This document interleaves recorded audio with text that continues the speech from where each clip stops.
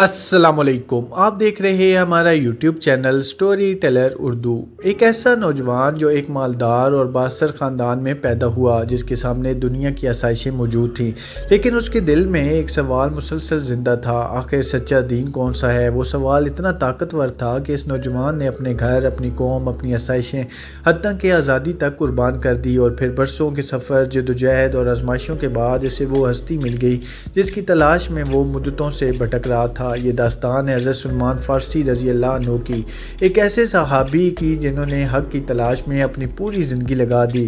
حضرت سلمان فارسی فارس کے علاقے رام ہرمز سے تعلق رکھتے تھے۔ صحیح بخاری میں خود ان سے روایت ہے کہ انہوں نے فرمایا کہ میں رام ہرمز سے ہوں۔ ان کا ابتدائی تعلق ایک ایسے ماحول سے تھا جہاں مجوسی مذہب رائج تھا، اور ان کے والد اپنے علاقے میں بااثر شخصیت تھے۔ سلمان بچپن سے ہی اپنے خاندان کے مذہب پر تھے، لیکن ان کے دل میں سچ کی تلاش کا جذبہ پیدا ہو چکا تھا۔ تاریخی روایات کے مطابق ایک موقع پر انہوں نے عیسائی عبادت گاہ میں لوگوں کو عبادت کرتے دیکھا تو ان کے دل پر اس کی عبادت کا اثر ہوا۔ وہ گھر واپس آئے تو والد نے انہیں روکنے کی کوشش کی، لیکن سلمان کے اندر اب ایک نیا سوال پیدا ہو چکا تھا: کیا یہی وہ حق ہے جس کی تلاش کر رہا ہوں؟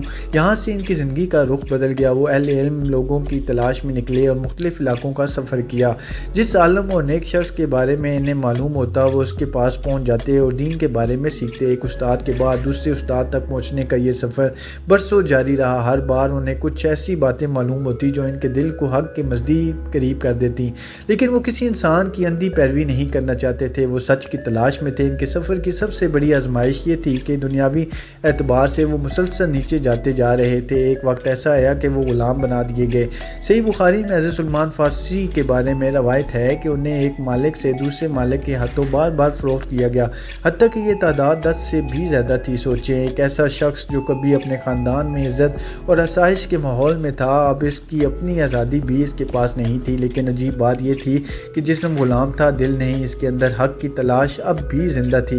بالآخر ان کا سفر عرب کی سرزمین تک پہنچا اور وہ مدینہ منورہ کے علاقے میں غلام بنا دیے گئے۔ اسی دوران وہ اس نبی کے انتظار میں تھے جن کی آمد کی خبر انہیں ان اہل علم سے ملی تھی جن کے پاس وہ برسوں علم حاصل کرتے رہے تھے۔ پھر وہ لمحہ آیا کہ جس کا شاید انہیں پوری زندگی انتظار تھا۔ مدینہ میں نبی کریم حضرت محمد صلی اللہ علیہ وسلم تشریف لا چکے تھے۔ سلمان کو جب معلوم ہوا کہ ایک نبی کے آنے کا دعویٰ کیا گیا ہے تو انہوں نے اپنی سمجھ کے مطابق آپ کو پہچاننے کی کوشش کی۔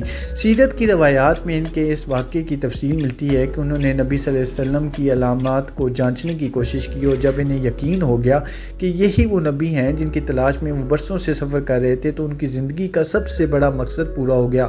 لیکن ایک مسئلہ ابھی بھی باقی تھا، وہ آزاد نہیں تھے۔ انہوں نے اپنے مالک کے ساتھ آزادی کا معاملہ کیا۔ انہیں آزادی حاصل کرنے کے لیے مقررہ معاوضہ ادا کرنا تھا۔ روایات میں آتا ہے کہ نبی کریم صلی اللہ علیہ وسلم و صحابہ کرام نے ان کی آزادی کے معاملے میں ان کی مدد فرمائی، یہاں تک کہ سلمان فارسی آزاد ہو گئے۔ یوں ایک ایسا شخص جو برسوں تک غلامی کی زنجیروں میں تھا، اسلام کی عظیم جماعت کا آزاد رکن بن گیا۔ اب ایک اور حیرت انگیز مرحلہ سامنے آیا۔ سلمان فارسی عرب کے رہنے والے نہیں تھے، لیکن اسلام نے انہیں ایسی عزت عطا کی جو نسل، زبان اور علاقے سے کہیں بلند تھی۔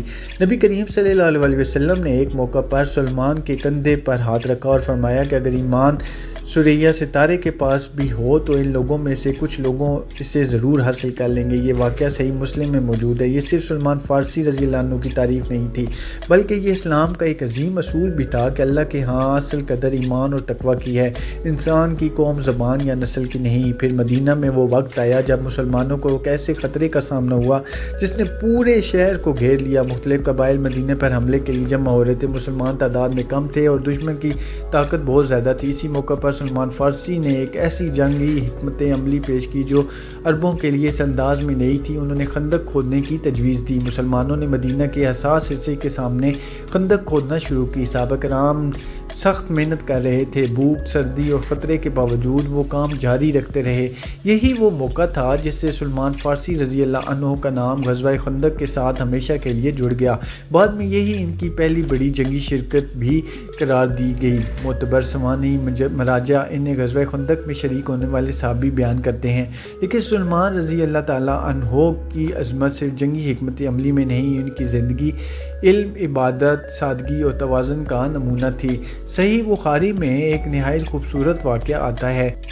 نبی کریم صلی اللہ علیہ وسلم نے سلمان فارسی رضی اللہ عنہ اور حضرت ابو الدرداء رضی اللہ تعالیٰ عنہ کے درمیان بھائی چارہ قائم فرمایا۔ ایک مرتبہ سلمان رضی اللہ عنہ اور حضرت ابو الدرداء رضی اللہ عنہ کے گھر گئے تو دیکھا کہ ان کی اہلیہ بہت سادہ اور بوسیدہ حالت میں ہیں۔ وجہ پوچھی تو بتایا گیا کہ ابو الدرداء دنیاوی معاملات سے بے رغبت ہو گئے ہیں۔ جب کھانا پیش کیا گیا تو حضرت ابو الدرداء رضی اللہ عنہ روزے سے تھے۔ سلمان نے فرمایا کہ میں اس وقت تک کھانا نہیں کھاؤں گا جب تک آپ بھی نہ کھائیں۔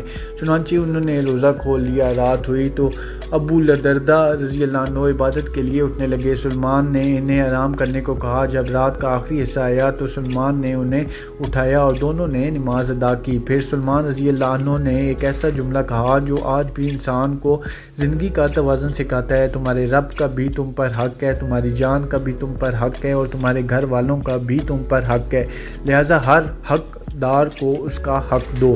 بعد میں حضرت ابو الدرداء رضی اللہ عنہ نے یہ بات نبی کریم صلی اللہ علیہ وسلم کو بتائی تو آپ صلی اللہ علیہ وسلم نے فرمایا: سلمان نے سچ کہا۔ یہ واقعہ صحیح بخاری میں موجود ہے۔ یہاں حضرت سلمان فارسی رضی اللہ عنہ کی شخصیت کا ایک اور پہلو سامنے آتا ہے۔ وہ صرف عبادت کے بارے میں نہیں سوچتے تھے بلکہ وہ اسلام کی متوازن زندگی کو سمجھتے تھے۔ عبادت بھی، جسم کا حق بھی اور خاندان کا حق بھی۔ حضرت سلمان فارسی رضی اللہ عنہ نے اپنی زندگی میں کئی عظیم تبدیلیاں دیکھیں: فارس کا ماحول، حق کی تلاش، مختلف علاقوں کے سفر، غلامی، مدینہ آمد، رسول اللہ صلی اللہ علیہ وسلم کی صحبت، آزادی، غزوہ خندق اور پھر صحابہ کرام کی وہ جماعت جس نے دنیا کی تاریخ بدل دی۔ ان کی زندگی ہمیں ایک حیرت انگیز حقیقت بتاتی ہے۔ کبھی کبھی انسان جس چیز کی تلاش میں برسوں بھٹکتا ہے وہ اس کے سامنے نہیں بلکہ اس کے دل میں چھپا سوال ہوتی ہے۔ سلمان فارسی رضی اللہ عنہ نے سوال کرنا نہیں چھوڑا۔ انہوں نے حق ملنے تک سفر جاری رکھا اور شاید اسی لیے ان کا مقام اتنا بلند ہوا کہ ایک فارسی شخص جو عرب کے باہر پیدا ہوا تھا رسول اللہ صلی اللہ علیہ وسلم کے صحابی بنے اور ان کے بارے میں نبی کریم صلی اللہ علیہ وسلم نے ایمان کی ایسی عظیم بشارت بیان فرمائی۔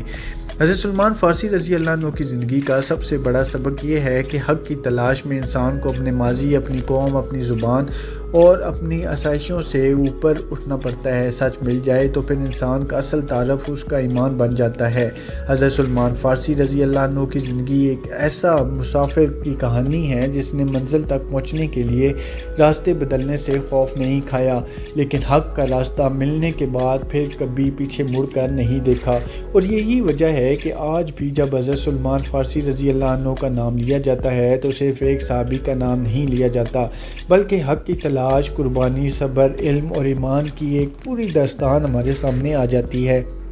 اللہ تعالیٰ ہمیں بھی حق کو پہچاننے، اسے قبول کرنے اور اس پر ثابت قدم رہنے کی توفیق عطا فرمائے، آمین۔ ویڈیو پسند آئی ہے تو ہمارے چینل کو سبسکرائب ضرور کریں۔ اللہ پاک آپ کا حامی ناصر